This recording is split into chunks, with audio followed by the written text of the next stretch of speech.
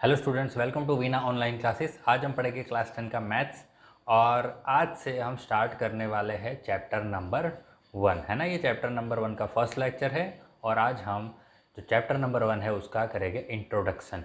Okay, जो भी important terms है तो वो सारी चीज़ आज हम सीखने वाले हैं। चलिए, तो सबसे पहले इस चैप्टर का जो नाम है रियल नंबर्स, तो रियल नंबर्स में कौन से नंबर्स आते हैं? तो सबसे पहले रियल नंबर्स में जो आता है वो है नेचुरल नंबर्स।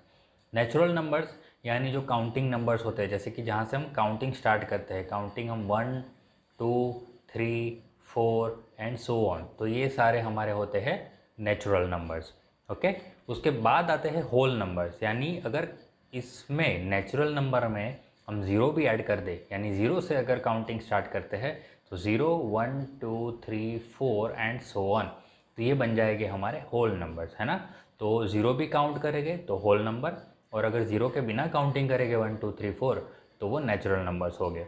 उसके बाद अगर हम नेगेटिव की तरफ भी जाते हैं, है ना, तो वो बन जाते हैं हमारे इंटीजर्स। यानी हम अगर बात करें ज़ीरो, यानी हम पॉजिटिव की तरफ तो जा ही रहे हैं, बट अब ज़ीरो के जो नंबर लाइन के लेफ्ट साइड, तो नेगेटिव की तरफ -1 -2 -3 एंड सो ऑन, तो नेगेटिव भी हमने ऐड कर दिए तो वो हो गया इंटीजर्स। ओके, उसके बाद आते हैं हमारे रैशनल नंबर्स।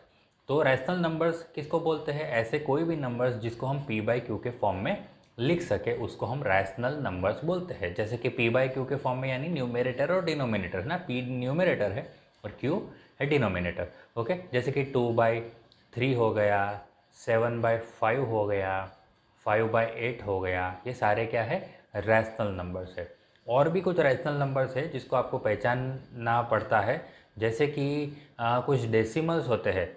डेसिमल्स जैसे कि मैं बात करूँ कि 25 डिवाइड बाय 4, अगर उसको डेसिमल में कन्वर्ट कर दिया जाए, जैसे कि 25 डिवाइड बाय 4 करते हैं, 4 6 24, तो 1 बचा। हमने अगर 0 लिख दिया और पॉइंट डाल देते हैं, 4 2 8 होता है, फिर 2 बचा, एक 0 लगा दिया और बन गया 4 5 20, है ना। तो इसका आंसर क्या है? 6.25। तो 6.25 क्या है? टर्मिनेटिंग डेसिमल्स है ना। तो एक चीज़ है कि टर्मिनेटिंग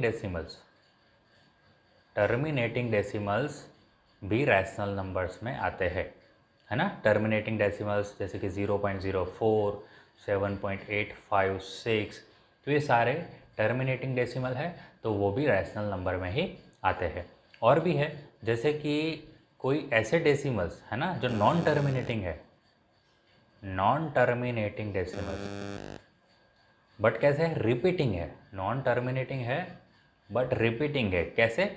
जैसे कि 3.3333, फिर डॉट डॉट डॉट, ये 3333 रिपीट ही होती जाएगी, है ना। यानी ये देखिए नॉन टर्मिनेटिंग है क्योंकि ये डेसिमल कभी ख़त्म ही नहीं होगी, और रिपीटिंग है क्योंकि 3 रिपीट हो रहा है ना। ये कैसे आएगा? जैसे कि अगर मैं 10 डिवाइड बाई 3 करता हूँ, है ना, तो 10 डिवाइड बाई 3 करते हैं, 3 3 9, 1 बचा, फिर 0 लगाएंगे, पॉइंट लगाएंगे, फिर 3 3 9, वापस 1 बचेगा, 0 लगाएंगे, 3 3 9, ये चलता ही जाएगा, ये कभी ख़त्म ही नहीं होगा। ओके, तो इसका काउंटिंग भी रैशनल नंबर में ही आता है। ओके, तो रैशनल नंबर्स, तो सबसे पहले रैशनल नंबर्स ऐसे होते हैं जिसको हम p बाई क्यू के फॉर्म में लिख सकते हैं। ओके, तो जैसे कि डायरेक्टली जो p बाई क्यू फॉर्म वाले मैंने बताए वो तो है ही, और दूसरे जो मैंने बताए कि जो टर्मिनेटिंग डेसिमल है उसको भी p बाई क्यू के फॉर्म में हम लिख सकते हैं, और तीसरा मैंने बताया कि जो नॉन टर्मिनेटिंग है बट रिपीटिंग है उसको भी हम अगर p बाई क्यू के फॉर्म में कन्वर्ट करना चाहे तो वो कर सकते हैं। ओके, तो ये सारे क्या है? रैशनल नंबर्स, है ना। ये रैशनल नंबर्स को पहचानने का मेथड है, ठीक है। तो अब बात करते हैं हम इरेशनल नंबर्स की, है ना। इरेशनल नंबर वैसे तो सीधा बोल दिया जाए तो ऐसे रैशनल नंबर जिसको हम p बाई क्यू के फॉर्म में कन्वर्ट नहीं कर सकते। ओके, p बाई क्यू के फॉर्म में हमें कन्वर्ट नहीं कर सकते, ऐसे नंबर्स को बोलते हैं हम इरेशनल नंबर्स। एग्जाम्पल की बात करें, जैसे कि √2 √3 √5, फिर पाई, और ऐसे डेसिमल्स, है ना, ऐसे डेसिमल्स जैसे कि 2.723581287 0 5 1 डॉट, कैसे डेसिमल है? ये नॉन टर्मिनेटिंग है, यानी ऐसे डेसिमल्स जो कैसे हो? नॉन टर्मिनेटिंग हो और कोई सिंगल डिजिट, 2 डिजिट या मतलब कोई ऐसे डिजिट्स के पैर है वो रिपीट भी नहीं हो रहा है ना, यानी कि नॉन रिपीटिंग है, नॉन टर्मिनेटिंग, नॉन रिपीटिंग। तो ऐसे जो भी डेसिमल्स है जो नॉन टर्मिनेटिंग है और नॉन रिपीटिंग है, यानी कोई जो डेसिमल की पैर जो है वो रिपीट भी नहीं हो रही है ना, कुछ और ही नंबर्स आ रहे हैं बार बार बार बार, तो ऐसे डेसिमल्स क्या हो जाएंगे, इरेशनल नंबर्स में काउंट करेंगे हम। ठीक है, तो रियल नंबर्स में natural numbers, whole number, integer, rational और इरेशनल नंबर्स, ये सारे जो जो गिनती होती है वो रियल नंबर्स में ही होती है। ओके, चलिए अब बात करते हैं यूक्लिड के डिवीज़न लेमा की। ओके, तो एल्गोरिथम का मीनिंग समझते हैं। तो एल्गोरिथम किसको बोलते हैं? Algorithm is a series of well defined steps which give a procedure for solving a type of problem. यानी कि एक प्रॉब्लम अगर होता है तो एक प्रॉब्लम को सॉल्व करने के लिए हमारे पास एक सिस्टमेटिक स्टेप्स होते हैं, एक प्रोसीजर होता है ना। तो उसी प्रोसीजर यानी कि जो वेल डिफाइंड स्टेप्स होते हैं उसको हम क्या बोलते हैं? एल्गोरिथम बोलते हैं। ओके, क्या होता है, कोई प्रॉब्लम होती है, उस प्रॉब्लम को सॉल्व करने का एक सिस्टमेटिक स्टेप्स होते हैं, वो स्टेप्स को हम क्या बोलते हैं? एल्गोरिथम।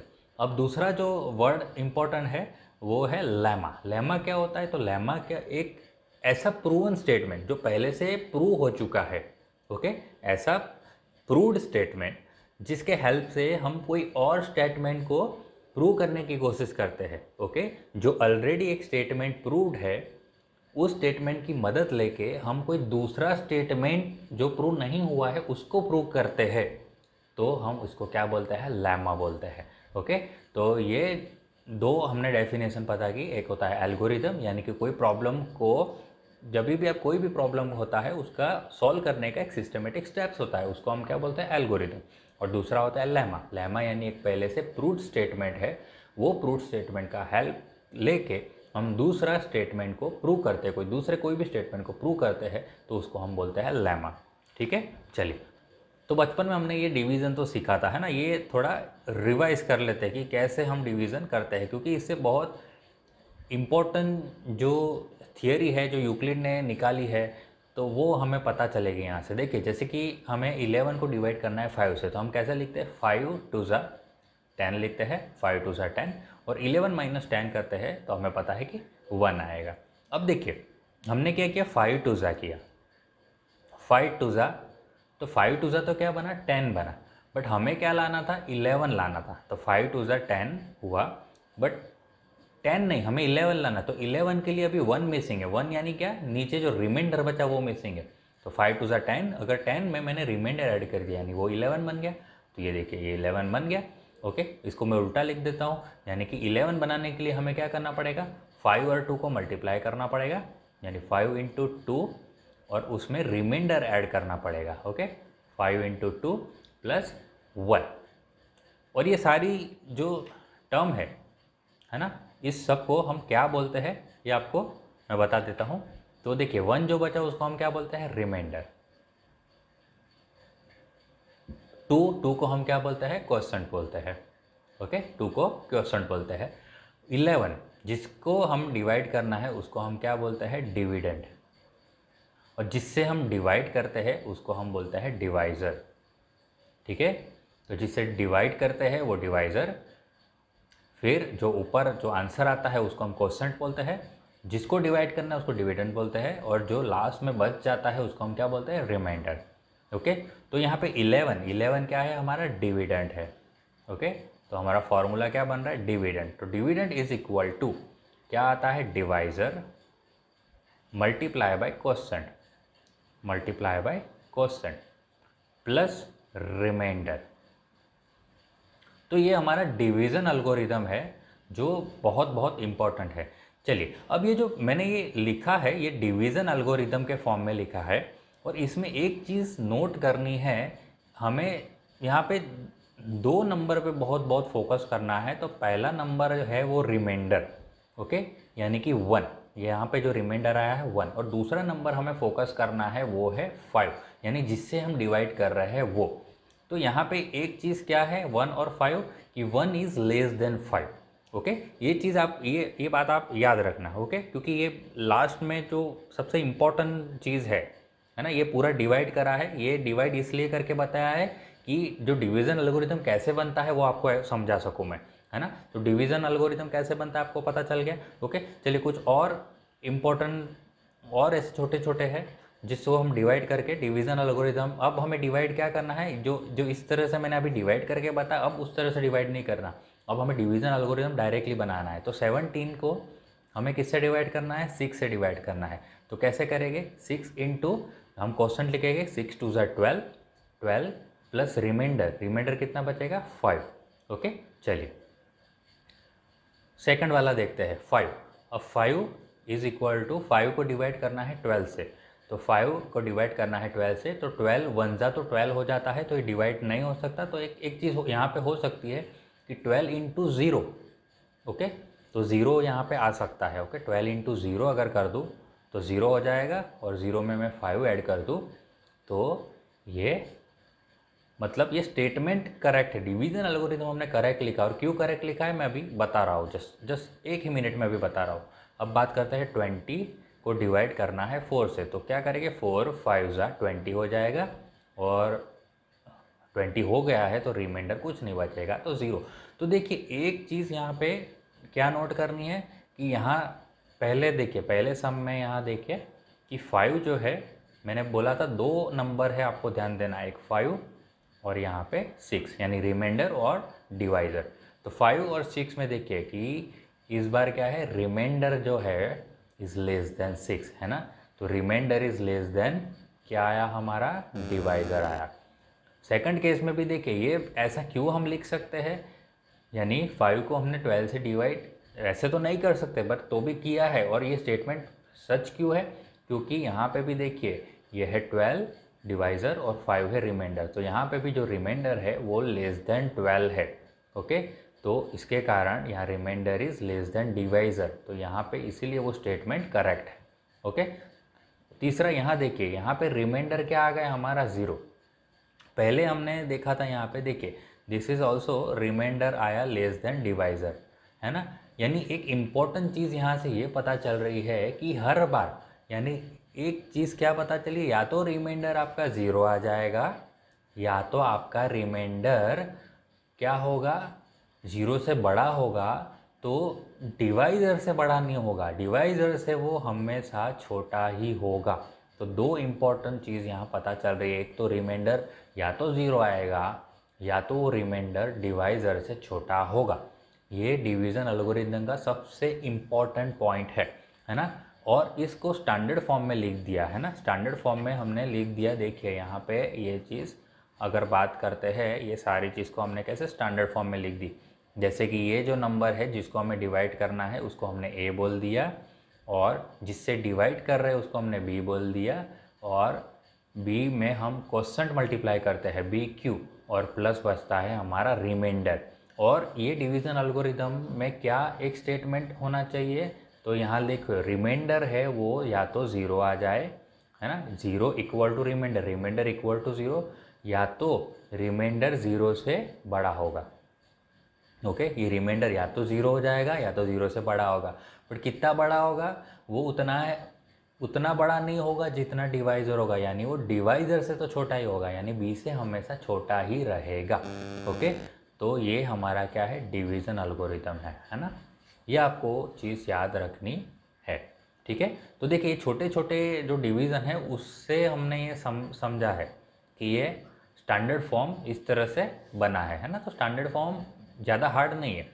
ए क्या है, जो हमारा डिविडेंट है जिसको हमें डिवाइड करना है, इक्वल टू बी क्या है, जो जिससे हमें डिवाइड करना है, यानी कि डिवाइज़र है, तो बी और फिर क्वोशंट आएगा और प्लस रिमाइंडर आएगा। ओके, तो A is equal to B Q plus R, where zero less than equal to R less than B.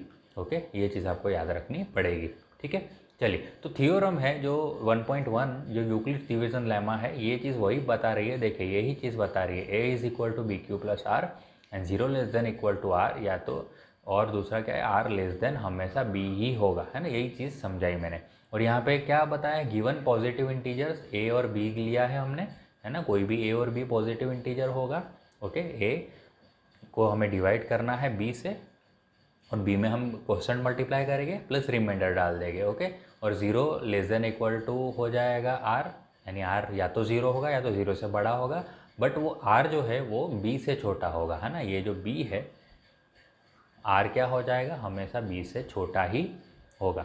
तो कभी भी हम डिवाइड करेंगे तो हमें इंटरेस्टिंग बात यह है कि there exist unique integers Q and R. Okay, हमेशा हमारा यूनिक इंटीजर आता है क्यू और आर, है ना, वो हमेशा यूनिक ही आता है। ठीक है, चलिए एक चीज़ यहाँ पे अगर मैंने बोली थी कि अगर मैं 11 डिवाइड बाय 5 करता हूँ, है ना, तो 11 इज इक्वल टू क्या हो जाएगा, 5 टू सा 10 हो जाएगा प्लस रिमाइंडर 1। ओके, चलिए मैं मान लेता हूँ 5 पता है, बट मुझे ये नहीं आता मल्टीप्लिकेशन, यानी ये 2 नहीं पता है। तो 2 नहीं पता तो मैं 2 के जगह पे क्या लिख देता हूँ, क्यू लिख देता हूँ, है ना। 5 इंटू कुछ समथिंग मल्टीप्लाई करेंगे। ओके, तो समथिंग मल्टीप्लाई करेंगे तो देखिए क्वेश्चन नहीं पता तो रिमाइंडर भी नहीं पता, तो मेरा और रिमाइंडर बचेगा आर। ओके, तो मेरा स्टेटमेंट क्या बना, 11 is equal to 5Q plus R बचा। ओके, अब बात करते हैं तो इसमें देखिए आर की क्या क्या वैल्यू हो सकती है। जैसे कि आर मैंने बोला या तो आर इक्वल टू 0 होगा पहला, तो अगर आर इक्वल टू 0 है तो क्या बनेगा, are 11 is equal to 5Q बनेगा। प्लस 0 लिखने की तो ज़रूरत नहीं है ना, प्लस 0 ये लिखने की तो ज़रूरत है नहीं, तो ये मिटा देते हैं। ओके, या तो आर इज इक्वल टू 1 होगा, तो आर इज इक्वल टू 1 होगा तो क्या बनेगा, 11 is equal to 5Q plus 1। या तो आर इज इक्वल टू 2 होगा तो बनेगा 11 is equal to 5Q plus 2। या तो आर इज इक्वल टू 3 होगा तो 11 is equal to 5Q plus 3। या तो आर इज इक्वल टू 4 होगा तो बनेगा 11 is equal to 5Q plus 4। या तो आर इज इक्वल टू 5 होगा, नहीं होगा, आर इज इक्वल टू 5 नहीं होगा, क्योंकि 5 देखिए ये क्या है, remainder is always less than divisor. अभी डिवाइज़र क्या है, 5 है, तो 5 से कम ही होगा। यानी ये जो स्टेटमेंट है, ये जो स्टेटमेंट है उसमें जो रिमाइंडर की है इतनी पॉसिबिलिटी है, यानी डिवीज़न एल्गोरिदम की इतनी पॉसिबिलिटीज़ है। ओके, तो ये आपको इसलिए समझाया क्योंकि ये आपको कुछ एक्सरसाइज या तो सॉल्व क्वेश्चन करने में आपको बहुत बहुत हेल्प करेगा। ओके, चलिए आई होप कि इतना आपको समझ आ गया है। अब यूक्लिड का जो डिवीज़न एल्गोरिदम है वो टेक्निक है जिससे हम HCF भी फाइंड कर सकते हैं ना। ये NCERT के पेज नंबर 4 पे आपको मिल जाएगा, जिससे 455 एंड 42 का HCF निकाला है। ओके, तो यहाँ पे देखिए HCF कैसे निकालना है, आप ध्यान से देखना। तो सबसे पहले हम यहाँ पे देखेंगे कि हियर 455 जो है वो ग्रेटर देन 42 है।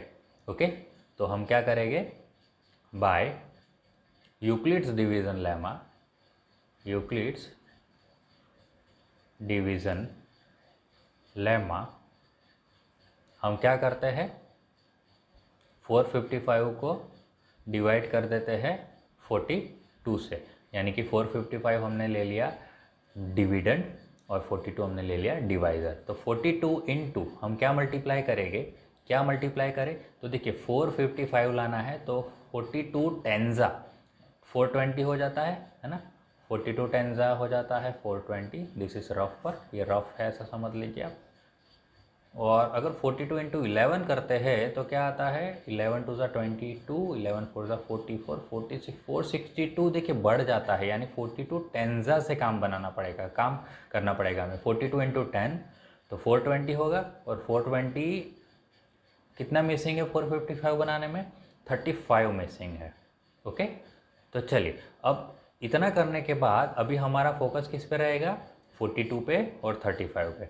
तो यहाँ पे हम देखेंगे कि हियर अगेन क्या करेंगे, 35 यानी remainder is not equal to 0। यहाँ पे देखिए रिमाइंडर हमें 0 लाना है, remainder is not equal to 0। Remainder 0 नहीं आया है इधर, तो हम यहाँ पे कंटिन्यू करेंगे। क्या कंटिन्यू करेंगे, तो वापस हमें डिवीज़न प्रोसीजर, ये डिवीज़न एल्गोरिदम वापस लिखना है। ओके, तो यहाँ पे हम क्या करेंगे, तो taking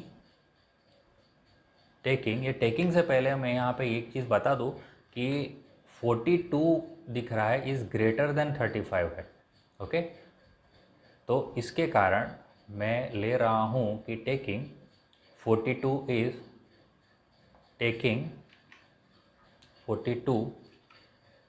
as a dividend and 35 as a divisor. चलिए वापस करेंगे हम। ओके, तो 42 इज इक्वल टू 35। अब 35 1 जा 35 होता है और बच जाते हैं मेरे 7। ओके, तो वापस क्या आया यहाँ पे, here 7 is not equal to 0। तो हम क्या करेंगे, और दूसरा हम देखेंगे कि 35 जो है ग्रेटर देन 7 है, तो हम क्या करेंगे, taking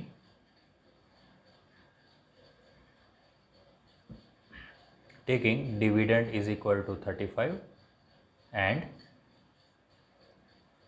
divisor is equal to 7।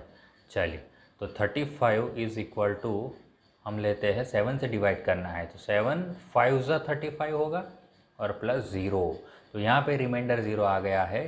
तो HCF क्या होगा, तो लास्ट स्टेप में ध्यान से सुनना कि HCF क्या होगा, here HCF of 455 and 42 is क्या हो जाएगा, तो लास्ट स्टेप में आपका जो डिवाइज़र आएगा यानी कि 7, वो आपका होगा HCF, है ना।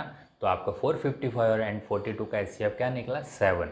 ओके, तो 7 आपका HCF निकला, है ना। अब बात करते हैं HCF। देखिए HCF आप सबको पता होना चाहिए कि HCF का मीनिंग क्या होता है, हाईएस्ट कॉमन फैक्टर।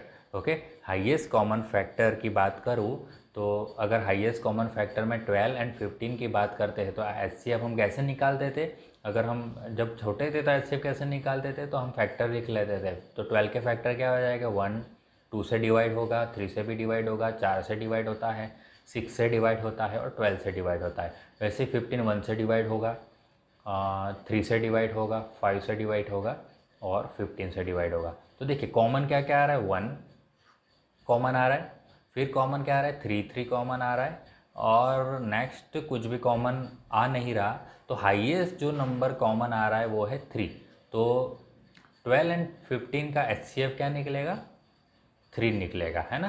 तो ये हम पहले के टाइम पे इस तरह से, इस प्रोसीजर से हम HCF निकालते थे ना, फैक्टर निकालते थे, और फैक्टर से जो भी हाईएस्ट कॉमन आ रहा है उसको हम उसका HCF ले लेते थे, ठीक है ना। तो ये है यूक्लिड डिवीज़न एल्गोरिदम टेक्निक जिससे हम HCF फाइंड कर सकते हैं। ओके, देखिए यूक्लिड ने ये मेथड लिखा है, वो मेथड मैंने आपको बता दिया है, बट ये थियोरेटिकली मेथड लिखा है कि यूक्लिड ने क्या लिया है, कोई भी 2 नंबर लिए C एंड D। ओके, यानी C को लेना है और D से हमें डिवाइड करना है। ओके, तो C हो जाएगा हमारा डिविडेंड और D हो जाएगा डिवाइजर। तो C इज इक्वल टू, अगर डिवीजन एल्गोरिथम कैसे लिख सकते हैं, C is equal to DQ plus R लिख सकते हैं। ओके, फिर ये तो रहने वाला है 0 less than equal to R less than D रहेगा इस बार, क्योंकि इस बार डिवाइजर हमने D लिया है। ओके, तो अगर R 0 आ गया, इसी केस में अगर R 0 आ गया तो D ही हमारा HCF है ना। अगर इसी केस में अगर R 0 आ गया तो D हमारा HCF मान लेंगे, और अगर R 0 नहीं आया तो हम वापस सेम डिवीज़न लेमा अप्लाई करेंगे उसी किसके में, D और R के लिए, है ना। इसमें से D और R निकालेंगे, है ना, जो मैं आपको बताया D और R निकालेंगे, उसका वापस डिवीज़न D और R का वापस डिवीज़न यूक्लिड्स लेमा अप्लाई करेंगे, डिवीज़न लेमा अप्लाई करेंगे। तो वापस जब तक ज़ीरो ना आ जाए, तब तक हमें ये कंटिन्यू करते रहना है।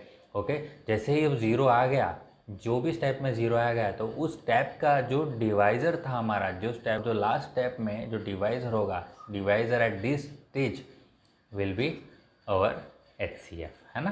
चलिए, तो ये मेथड आपको पता चली। चलिए एक और करते हैं। यहाँ पे मैंने टेबल पहले से लिख लिया है जो काम आने वाला है ना ये डिवीज़न करते वक्त। चलो यूक्लिड का एल्गोरिदम मेथड यूज़ करना है HCF फाइंड करने के लिए। तो हम यहाँ पे देखिए ये चीज़ देख लेते हैं कि पहले कौन ग्रेटर है। यहाँ पे बड़ा जो कौन है 12,576 है, वो ग्रेटर देन है 4052 से। ओके, तो हमारे लिए जो डिविडेंड रहेगा वो रहेगा 12576, और हमारे लिए जो डिवाइज़र रहेगा, वो रहेगा 4052। यानी 12576 को हम डिवाइड करेंगे 4052 से। तो 4052 इंटू क्या करें, तो चलिए 4052 का टेबल यहाँ पे लिखा हुआ है 12,576, 12,500। तो देखिए थ्रीज़ा आ रहा है 12,156, बट 4 तो एक्सीड कर रहा है वो नंबर, तो हम 3 वाला ले लेंगे। ओके, तो 4052 इंटू 3 करेंगे तो हमारा आंसर क्या आएगा? हमारा आंसर आएगा 12156। तो रिमाइंडर कितना कितना बचेगा?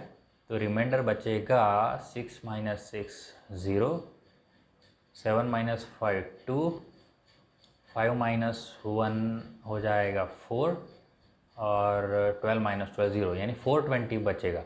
ओके, सो यहाँ पे here r is not equal to 0, क्योंकि रिमाइंडर 0 नहीं आया है, तो हमें यहाँ पे डिवीज़न लेमा को कंटिन्यू करना है। तो डिवीज़न लेमा को कंटिन्यू करने के लिए क्या करेंगे?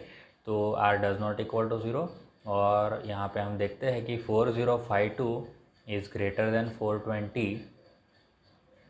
सो टेकिंग क्या करेंगे? न्यू हमारा जो न्यू डिविडेंड है, न्यू डिविडेंड और न्यू डिवाइज़र, तो डिविडेंड हो जाएगा हमारा 4052 और डिवाइज़र हमारा हो जाएगा 420। 4052 लिख लेते हैं और 420 से डिवाइड करना है, तो 420 10 तो 4200 हो जाएगा। ओके, तो 9 से काम बनाना पड़ेगा। 429 होता है 3780। ओके, प्लस कितना बचेगा? तो कितना बचेगा तो हमें सब्ट्रैक्ट करके देखना पड़ेगा। तो 4052 माइनस 3780, सो 215 792, ओके, सो 3, सो 272। तो यहाँ पे लिख लेते हैं हम 272।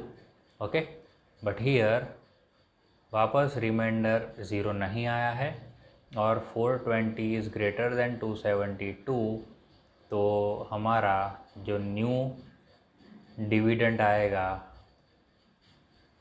और न्यू डिवाइज़र आएगा, तो हमारा डिविडेंड आया है 420 और हमारा डिवाइज़र आया है 272।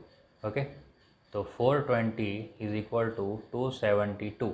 तो 272 टूज़ा करेंगे तो ऑब्वियसली वो कुछ 500 से भी ज़्यादा हो जाएगा, तो आई थिंक 1 से काम चलाना पड़ेगा। तो 272 1 272 प्लस कितना बचेगा? तो माइनस करेंगे 272 420 में से, तो 10 में से 2 गए तो 8 और 11 में से 7 गए तो 4। ओके, 48 और 3 में से 2 गए तो 1, 148। ओके, 148। अब यहाँ पे भी अभी भी हमारा रिमाइंडर 0 नहीं आया है, r is not equal to 0 और 272 इज़ ग्रेटर दैन 148। सो इस केस में हम क्या करेंगे? वापस हमारा जो डिविडेंड है वो 272 को लेंगे और हमारा जो डिवाइज़र है वो हम लेंगे 148। ओके, तो 272 इज़ इक्वल टू 148 इंटू 148, यानी करीब करीब 150 का टूज़ा करते हैं तो 300 का तक आता है। तो टूज़ा से तो एक्सीड कर जाएगा, तो वंजा से वंजा लिखेंगे। ओके, 148 वंजा 148 प्लस सब्ट्रैक्ट करते हैं 272 माइनस 148 होता है 12 माइनस 8 हो जाएगा 4 और 6 माइनस 4 होता है 2, तो 24। ओके, और 124। ओके, 124। और यहाँ पे भी हम देख रहे हैं कि हियर रिमाइंडर 0 नहीं आया है और जो 148 है वो ग्रेटर देन 124 है। सो टेकिंग जो डिविडेंड हमारा हो जाएगा, डिविडेंड वो 148 हो जाएगा और जो हमारा डिवाइज़र है वो हो जाएगा 124। ओके, तो 148 और 124, तो 124 1 ज़ा 124 प्लस कितना बचेगा? 4 एंड 2 24 बचेगा। ओके, सो यहाँ पे भी here r is not equal to 0 और 124 इज़ ग्रेटर देन 24। सो जो हमारा डिविडेंड हम लेंगे 124 और हम डिवाइज़र लेने वाले हैं 24, ठीक है। तो 124 इज इक्वल टू 24 इंटू, देखिए 24 का टेबल यहाँ पे रेडी है, 124 आए तब तक तो 120 हो रहा है 5 से, ओके। तो 24 5 120 प्लस 120 तो 4 बचेगा, ओके। बट यहाँ पे भी 4 भी अभी 0 नहीं है ना, remainder is not equal to 0 और हम 24 इज़ ग्रेटर देन 4, ओके। तो यहाँ पे अब हमारा डिविडेंट हम ले गए 24 और हम जो डिवाइज़र लेने वाले हैं वो लेने वाले हैं 4, ओके। तो 24 इज इक्वल टू 4, 4 6 या 24 और 0, देखिए यहाँ पे हमारा 0 आ गया है। So here remainder is equal to 0, hence जो हमारा HCF है, HCF है किसका HCF हम निकाल रहे थे 12576 एंड 4052